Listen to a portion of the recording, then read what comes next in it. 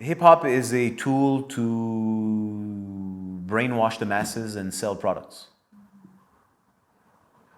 Now, in order for it to be able to do that, there has to be something about it that's addictive. There has to be something about it that's actually good. There has to be something about it that's appealing to people.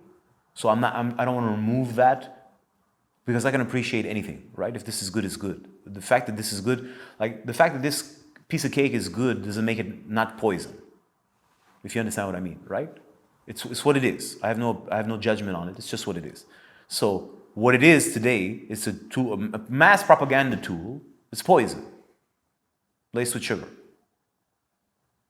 And if it didn't have the sweetness to it, people wouldn't buy it and wouldn't consume it. So it has to have that.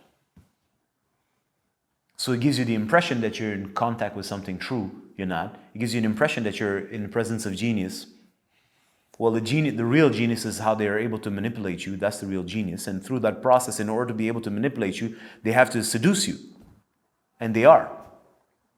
But if you sit back and you have a sober mind and you listen to this is shit. This is not music, it's noise. It's incoherent, it's babbling. If your mind is sober, you're never going to listen to it. Never.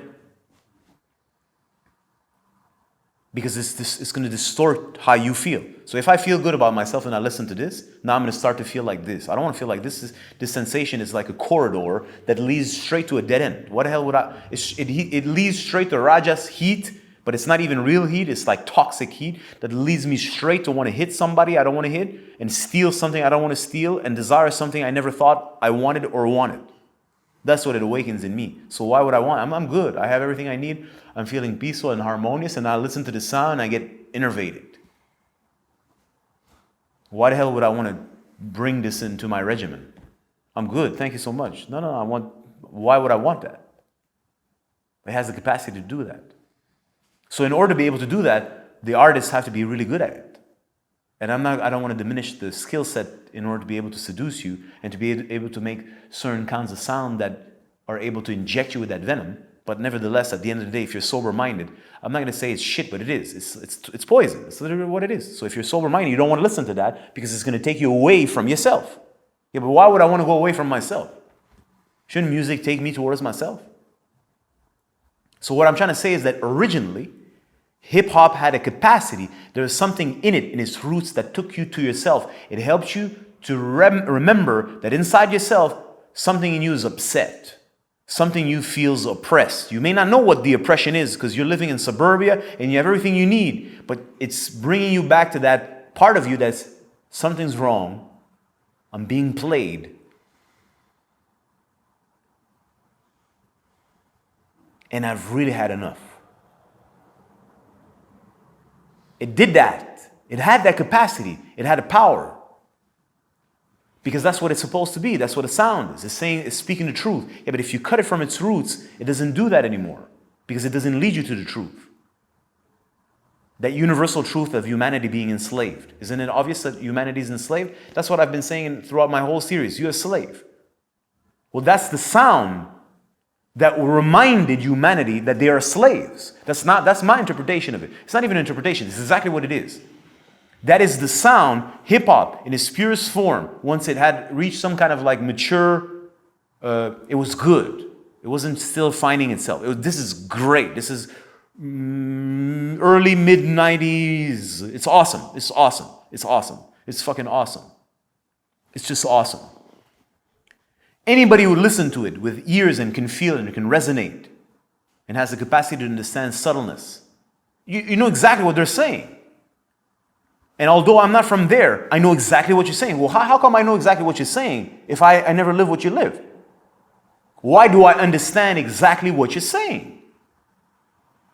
Because what you're saying is my condition also, except that my condition is different than yours. You're in a maximum security jail and I'm in a minimal security jail. What does it matter? I'm still in jail. I'm still a slave, and you are making the sound of the slave. It's the slave speaking.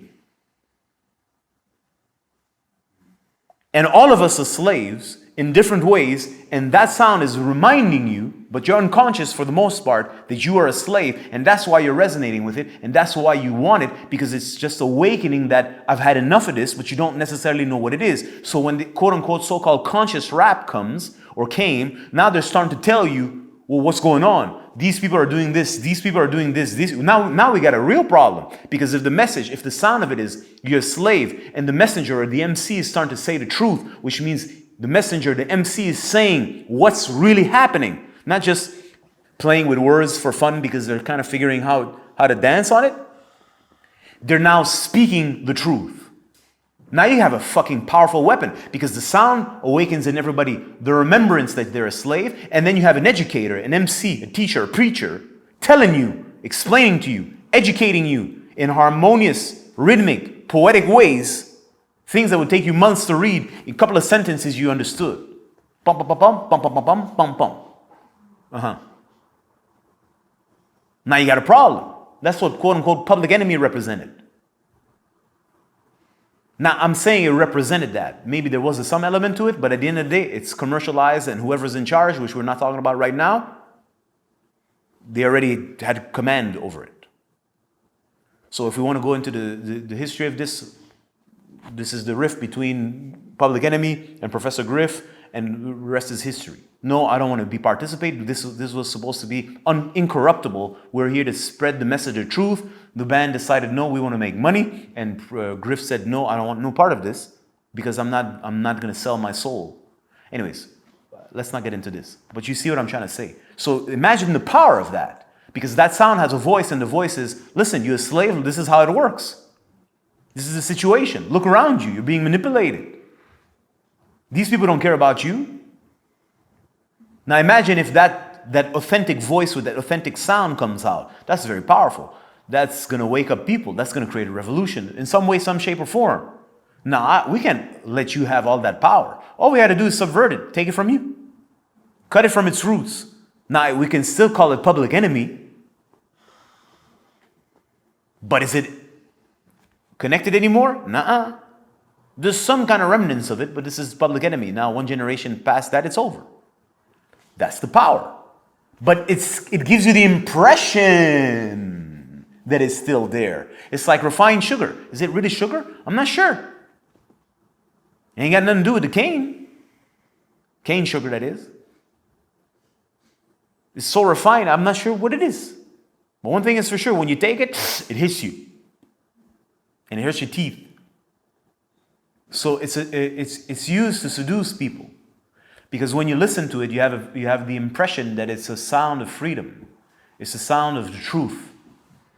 That's what it is, not freedom. It's the sound of truth. That's how it affected me the first time I heard it. This is the sound of truth. But it's not. Look at what it's doing. Look at the people who consume it today, what they're becoming. Degenerates.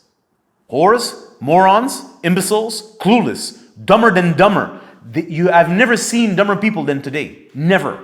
Well, how did it become like that? Via the sound waves. The sound waves has made them literally dumb. Well, explain to me, if what I'm saying is if my thesis is correct, and it is, how do we go from a sound that represents the voice of people, those people, and that has a universality to it because all humanity is enslaved?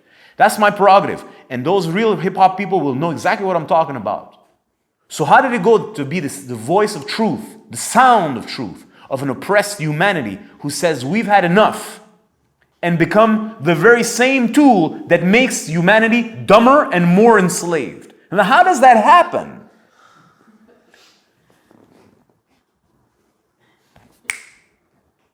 Secret. Mystery. Well, it's not a mystery. There's an agent. All right? There's an agent. So remember the story I said about the Garden of Eden? There was an agent. I said it's the serpent. The serpent represents quite a lot of things depending on how you want to look at it. And if you want to study the Bible and what the Bible says and who are the people of the serpent, I don't know. This is the Bible. I don't know nothing about none. But one thing is for sure. And when I use the example that you're in your little culture, right? And there's a power that wants to come from the outside. And interject is the word I used. I like it very much. I think it's quite apropos. Interject itself to subvert your attention and your culture towards something else for its own purpose. So there's a mind that does that. That mind has its form, physical body, and its own people and its own culture. So that's what I'm going to say.